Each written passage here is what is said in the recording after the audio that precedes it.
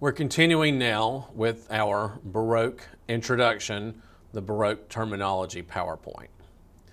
On your final slide, you'll find a few more terms that I would like for you to know about. The first one is equal temperament. Way back at the beginning of the semester, we talked about the materials of music, and under the heading of harmony, I talked to you about scales. Well, scales had been in existence for quite some time, but because of the advancement in tuning, equal temperament, that came up during the Baroque period, now composers were able to play in a lot of other keys other than C and G that were typically used in the Renaissance. Equal temperament made each half step on a keyboard to be equidistant one from another. So that made more obscure sonorities like D flat major or E flat minor more accessible and more bearable to listen to than they had been in the past. But previously, people tuned in fifths and in octaves, and so that didn't take care of some of the subtle nuances that equal temperament was able to achieve. Take a look at your study guide for the Baroque period. On one side of your study guide, there is a list of compositions. As we go through the Baroque period, I want you to make sure that you know who composed each of those compositions. And then for the test, I also want you to know which ones in that list are operas or which ones are oratorios. But there's one in the list that I want you to know a little bit more about, and that's called the Well-Tempered Clavier. The Well-Tempered Clavier is a composition by one of the foremost composers during the Baroque period, Johann Sebastian Bach. Bach put together the Well-Tempered Clavier as his response to equal temperament. So I want you to associate this work for keyboard with equal temperament. Once equal temperament came into practice and was around for a number of years, Bach wanted to showcase what each key sounded like. Because of equal temperament, we now have 12 major scales and 12 corresponding minor scales. So 24 scales in all. Bach wrote a composition in each one of those 24 scales and put it into a collection that he called the Well-Tempered Clavier. And then 10 years later, he liked doing it so much, he did a volume 2 of it. Well, this has become known as the Old Testament of music, especially for keyboard players, because this is something that allows them to learn some of these more or lesser used scales than others.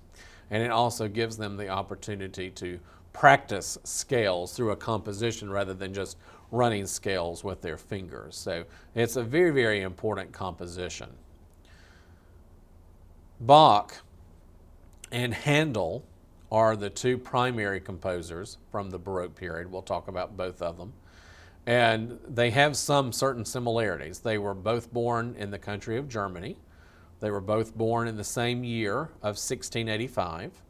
And their primary instrument was the organ. Well, Bach lived in Germany all of his life. He was a family man and very devoted to the church and very devoted to Germany. But Handel wanted to pursue what was popular, what was contemporary at the time, and he wanted to make a lot of money.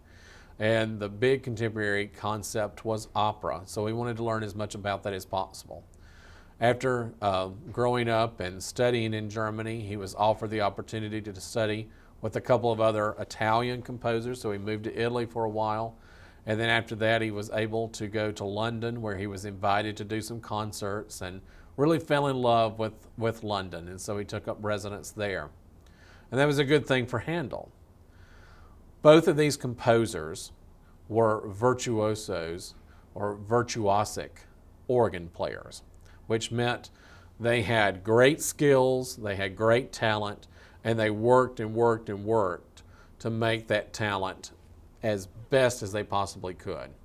But had Handel remained in Germany, he would have been in the shadows of Bach, because Bach, as we can see from their compositions that they composed for themselves to perform, was a little bit better. But Handel moved out of the way, and Bach was the towering musician there. No one could hold a candle to Handel up in London. And so he was very much known as this great performer. And that then enabled him to parlay that into being a great composer because people felt very comfortable with his talent there. So this is a very important term for you, virtuoso. Why? The Baroque period, in addition to the importance of word painting, it's also about solo music. Music for the great vocalist, music for the great instrumentalist. Because people were first known as performers and then they started to compose. Who better to know your own ability on an instrument than yourself? So that's why Handel and Bach, we can look at their compositions and know what they were capable of because they composed for themselves to play. But for the time period, there was a very special breed of singer that was the most virtuosic. Some of the earliest operas that were invented were biblically based. In the church, the sexes were kept separate when music was being created and performed. So you had all male choirs and all female choirs. Since some of the first operas were based on biblical stories, that meant that the performers had to be one gender. Well, when people were writing for an all-male opera, they wanted the hero of the storyline to have a very high voice. So today that's still the same thing. If I was commissioned to write an opera for a company and I was writing the hero voice, I would say, okay, well, I want to write that hero voice as a tenor, which is the high male voice today.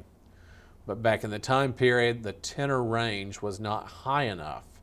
They needed that hero to have a soprano range, or at least a mezzo-soprano range at its lowest. Well, how can an adult man sing in a soprano range? Well, he has to be castrated before he goes through puberty so that he would retain his boyhood range, his boyish voice that he was given at birth. He would age into an adult man with a full adult lung capacity, and because of the lighter voice, he was able to sing for long periods of time. And still what we have here is the continuation of music becoming more and more melismatic, more and more elaborate. So this type of singer was called a castrato, or castrati in the plural sense. Male singers who would grow into their adult man body, but they would still have their boyhood soprano or mezzo-soprano range. And these were the stars of the day. Had there been red carpets to walk upon for Emmy, Grammy, Oscar, whatever awards, then it would be the castrati. People clamored for them. People went week after week to the opera so that they could hear the castrati and see what they were capable of producing, how they were going to outshine themselves from the previous week. And so this was a big deal during the Baroque period. Again, let me tell you a little bit of a story.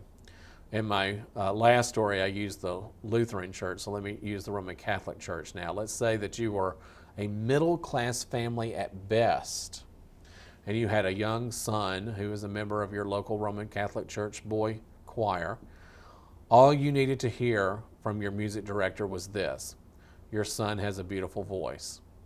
And so you would roll the dice and you would take your son to a factory. And I use that term very literally. There were factories all across Europe that were for the production of castrati, where the child would be castrated and then he would stay for probably the next 6, 8 to 10 years and go through rigorous vocal training in order to become a great castrato, a great singer during the day.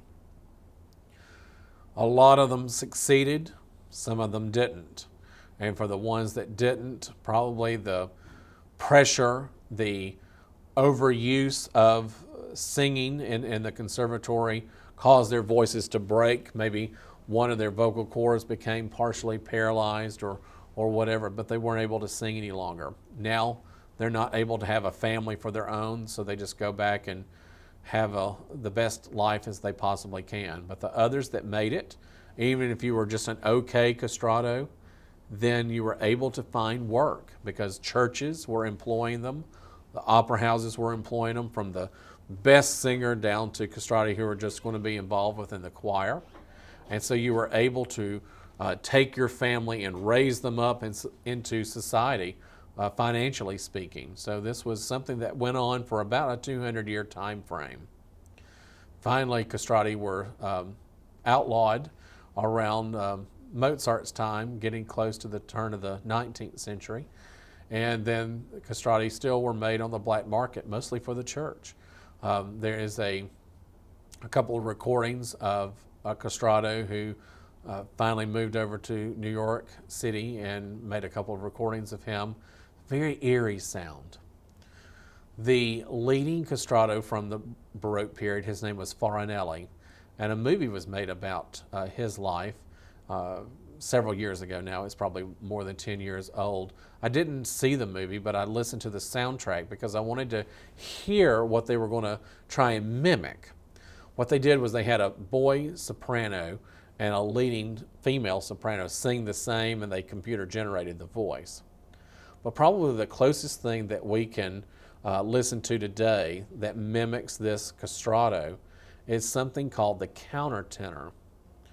In the 80s, a lot of opera companies started to do period performances of Baroque operas. And so that meant having men sing these roles that were originally composed for men. And so people have been able to train their falsetto, or some people say that they have a modal voice, they have two voices, and they've been able to train that higher voice in order to sing these roles. And this is a very scarce, very rare bird, so to speak, in the opera world. What I would like for you to do is look up a particular singer. His name is David Daniels, and he actually lives in Buckhead today, but he's the leading countertenor in the world. Listen to some of his music. There's one in particular. It's called Ombra Mai Fu, O-M-B-R-A, second word Mai, M-A-I, and the third word Fu, F-U, by Handel. And listen to it, and listen to the sound quality that's coming out of this male singer. David Daniels originally studied with his adult regular male voice, but switched over to being a countertenor during his undergraduate days, and now is singing in some of the greatest opera houses in the world as a countertenor, and enabling these companies to do period performances of Baroque opera. So this is a huge phenomenon that's still being continued today because of this particular type of singer. They're not castrati, but they're called countertenors. So keep the castrati in mind as we move forward into the class. That finishes off our Baroque terminology PowerPoint. The next one that we're going to talk about is Baroque opera.